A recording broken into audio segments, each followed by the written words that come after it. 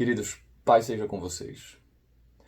Alguns têm dito, ao meu ver com certa propriedade, que esses dias que nós estamos vivendo são semelhantes a dias de guerra. E é interessante que num contexto de guerra, os soldados, as sociedades, elas devem estar atentas e se protegendo em todos os flancos, todos os lados, de maneira que não recebam um ataque surpresa e seja um ataque mortal. E nesse sentido, um dos campos de batalha que nós temos visto e enfrentado é a nossa mente. E eu queria pensar um pouco com você acerca daquilo que Paulo escreve na sua segunda carta aos Coríntios, capítulo 10, versículos 4 e 5, que assim diz: Porque as armas da nossa milícia não são carnais, e sim poderosas em Deus para destruir fortalezas, anulando nós sofismas e toda altivez que se levante contra o conhecimento de Deus, e levando cativo todo pensamento à obediência de Cristo. O apóstolo Paulo gastou uma parte da sua carta elogiando os coríntios, mas agora ele precisa tratar de um tema duro, entretanto muito importante. Existia um grupo de pessoas, de homens, que queriam derrubar o ensino e a figura apostólica do apóstolo Paulo, e uma série de difamações surgem contra o apóstolo.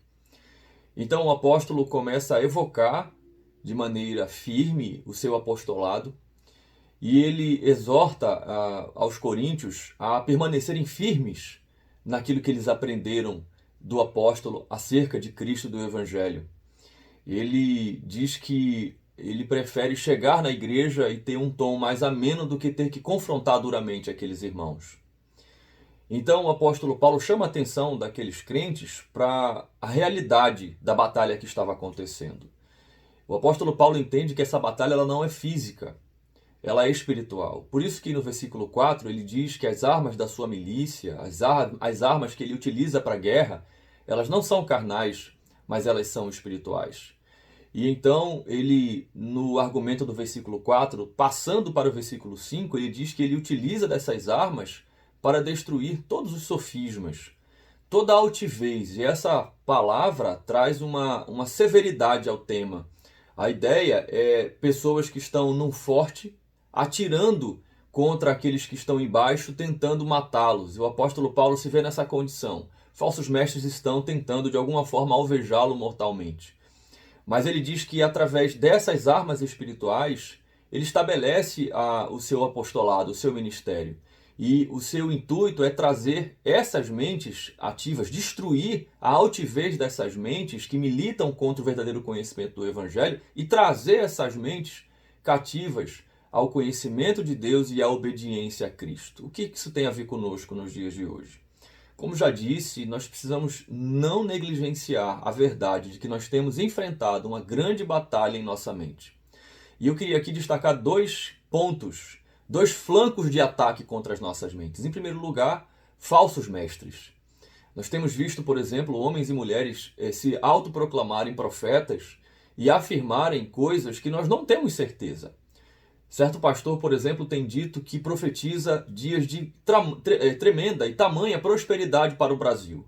Que ele tem plena convicção de que logo, logo esses dias terminarão e o nosso país gozará de uma prosperidade nunca antes vista. É claro que eu e você temos o desejo de que isso aconteça, não há nenhuma dúvida disso. Mas nós não temos a menor garantia de que isso de fato vai acontecer, ou seja, que essa realmente é a vontade de Deus. Então, eu cito apenas isso como exemplo, não só este, como outros falsos ensinos surgem tentando suavizar o efeito de tudo que nós temos vivenciado, mas nós precisamos olhar para as Escrituras, precisamos nos submeter às Escrituras e entender que por mais dura a realidade dos próximos dias, nós precisamos estar em obediência a Deus. Mas nós vamos esquecer um pouco esse primeiro flanco de ataque à nossa mente e vamos pensar no principal foco, ao meu ver, que é a nossa própria mente. A nossa própria mente se levanta o tempo inteiro trazendo para nós argumentos que muitas vezes são contrários à palavra de Deus. E nesse sentido, às vezes, nós sequer temos o controle dela. Muitas decisões nós começamos a pensar, coisas que nós queremos fazer, decisões que nós queremos tomar, e nós precisamos, meus irmãos, assim como o apóstolo Paulo, entender que essa batalha que tem acontecido em nossa mente, ela não é simplesmente psicológica, ela é espiritual. E nós devemos nos esforçar, assim como o apóstolo Paulo. Veja, quando o apóstolo Paulo chama esses homens ao arrependimento e tenta trazer as suas mentes cativas ao conhecimento de Deus e à obediência a Cristo, ele faz isso porque foi isso que aconteceu na sua vida. É isso que ele vive no seu próprio ministério pessoal.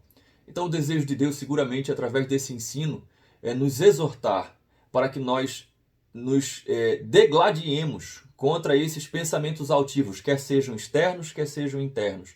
E nós mantenhamos a nossa mente cativa a Cristo, em decisões que precisamos tomar, em leituras que precisamos fazer dessa realidade, não importa. Tudo aquilo que a nossa mente formular, que nós a submetamos à palavra de Deus e à obediência a Cristo. Deus te abençoe.